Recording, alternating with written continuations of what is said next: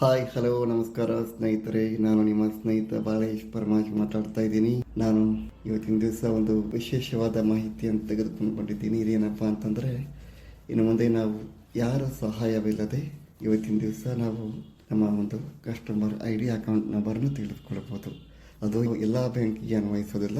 ಅದು India post payment ಬ್ಯಾಂಕಲ್ಲಿ ಯಾರೆಲ್ಲ ಅಕೌಂಟ್ ಹೊಂದಿದ್ದೀರೋ IPPB ಅಕೌಂಟನ್ನು ಅವರಿಗೆ ಈ ಒಂದು ಮಾಹಿತಿ ಯೂಸ್ಫುಲ್ ಆಗ್ತದೆ.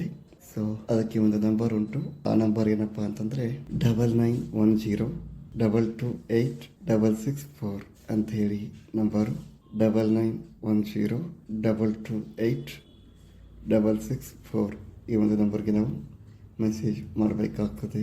ಮೆಸೇಜ್ ಏನಪ್ಪ ಎಂಬುದಾಗಿ ಮಾಡಬೇಕಂತಂದರೆ GETCIF ಅಂಥೇಳಿ ಟೈಪ್ ಮಾಡಬೇಕಾಗ್ತದೆ. ಒಂದು ನಾರ್ಮಲ್ ಮೆಸೇಜ್. ಇದನ್ನು ಕೀಪ್ಯಾಡ್ ಯೂಸ್ ಮಾಡುವಂಥವ್ರಿಗೆ ಕೂಡ ಈ ಒಂದು ಮಾಹಿತಿ ಯೂಸ್ ಆಗ್ತದೆ. ಸ್ಮಾರ್ಟ್ಫೋನ್ ಯೂಸ್ ಮಾಡೋರಿಗೆ ಕೂಡ ಯೂಸ್ ಆಗ್ತದೆ. ಯಾವುದೇ ಥರದ ಇಂಟರ್ನೆಟ್ ಅವಶ್ಯಕತೆ ಇರೋದಿಲ್ಲ. GETCIF ಅಂತ ಬರೆದುಬಿಟ್ಟು ಸ್ಪೇಸ್ ಕೊಟ್ಟು ನಮ್ಮ ಒಂದು ಜನ್ಮ ದಿನಾಂಕವನ್ನು ಕೂಡ ಇದರಲ್ಲಿ ಹಾಕಬೇಕಾಗ್ತದೆ. ಅಂದರೆ ದಿನ, ತಿಂಗಳು, ವರ್ಷದ ಮಾದರಿಯಲ್ಲಿ ಹಾಕಬೇಕಾಗ್ತದೆ. ಈಗ ನಾನು ಆಲ್ರೆಡಿ ರೆಡಿ ಮಾಡಿ ಇಟ್ಕೊಂಡಿದ್ದೀನಿ. ಆ ಒಂದು ಮೆಸೇಜ್ ನಾನು ಸೆಂಡ್ ಮಾಡ್ತೀನಿ.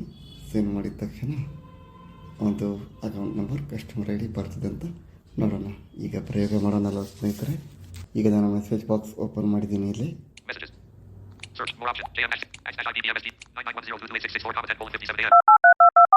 ಇದನ್ನು ಟೈಪ್ ಮಾಡಿದ ಆಲ್ರೆಡಿ ಸೆಂಡ್ ಮಾಡಿದ್ದೀನಿ ಈ ಹಿಂದೆ. ಅದನ್ನು ಇವಾಗ ಪೇಸ್ಟ್ ಮಾಡಿ ಸೆಂಡ್ ಮಾಡ್ತೀನಿ. ಇವಾಗ ಈಗ ನಾನು ಸೆಂಡ್ ಮಾಡ್ತಾ ಇದ್ದೀನಿ.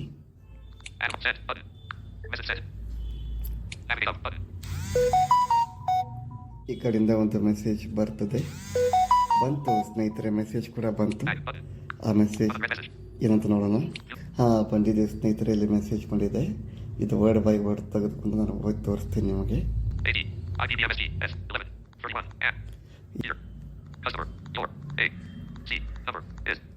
AC ನಂಬರ್ ಈಸ್ ಅಂತ ಹೇಳ್ತಾ ಇದೆ. There customer AC number is.